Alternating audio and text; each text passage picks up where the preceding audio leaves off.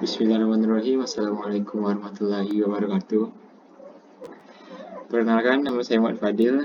Di sini saya akan menjelaskan kembali yaitu mengenai materi konsep dasar pasar modal syariah.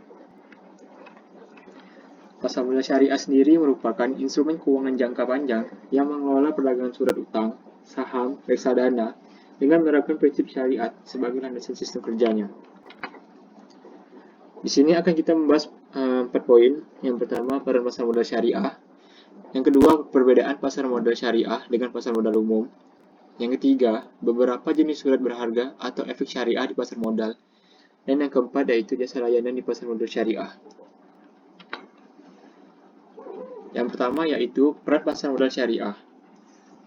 Pasar modal syariah memiliki dua peran penting, yaitu sebagai sumber pendanaan bagi perusahaan untuk mengembangkan usahanya melalui penerbitan efek syariah. Yang kedua, sebagai sarana investasi efek syariah bagi investor.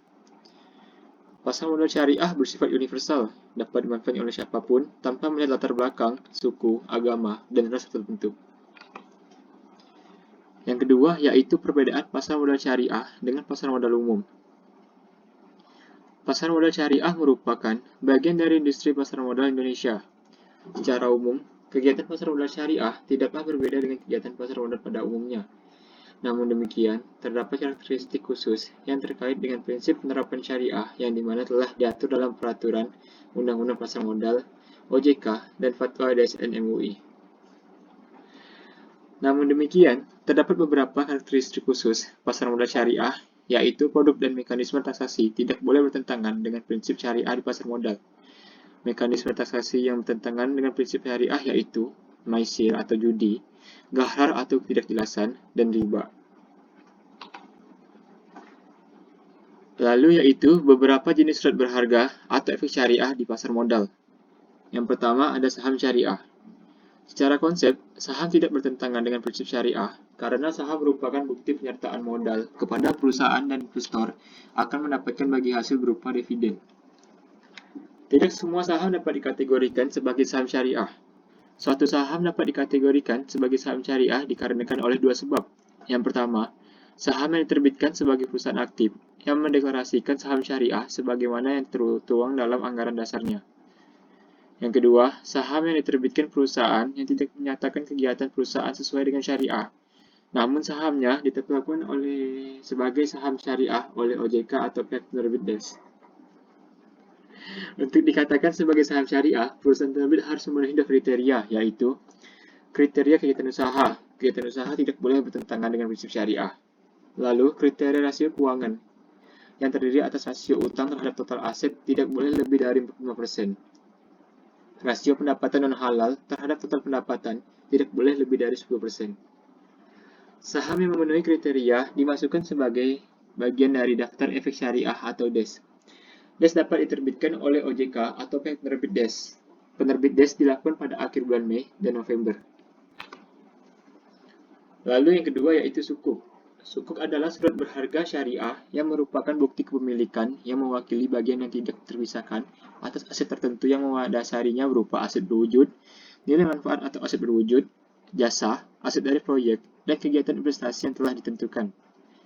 Akad sukuk terdiri dari ijarah atau sewa-menyewa, mudharabah dan musyarakah atau kerjasama, istisnah, dan salam yaitu jual beli dengan pemesanan. Manfaat yang diperoleh dari investor sukuk yaitu imbal hasil dan capital gain. Lalu yaitu reksadana syariah. Reksadana merupakan salah satu jenis investasi kolektif yang dikelola oleh manajer investasi yang telah memperoleh izin dari OJK. Manajer investasi mengelola dana investor dengan cara yaitu menginvestasikan ke saham syariah, sukuk, dan instrumen syariah lainnya seperti deposito syariah dan waran syariah. Reksadana memiliki karakteristik seperti adanya pihak yang melakukan pengawasan kesyariahan, lalu adanya mekanisme pembersihan harta non-halal dan dana kelolaan. Lalu yang terakhir yaitu jasa layanan di pasar modal syariah. Pertama meliputi layanan sistem online trading syariah atau SOTS. Layanan ini memungkinkan untuk investor agar dapat menjual dan membeli saham syariah secara online. Dalam hal ini, investor tidak dapat melakukan transaksi yang dilarang seperti margin trading yang berbasis riba dan short selling. Yang kedua, layanan kustodian syariah sebagai penyimpanan efek syariah. Dan yang ketiga, jasa layanan wali amanat syariah sebagai pihak yang mewakili investor sukuk. Berinvestasi di pasar modal syariah sangat mudah.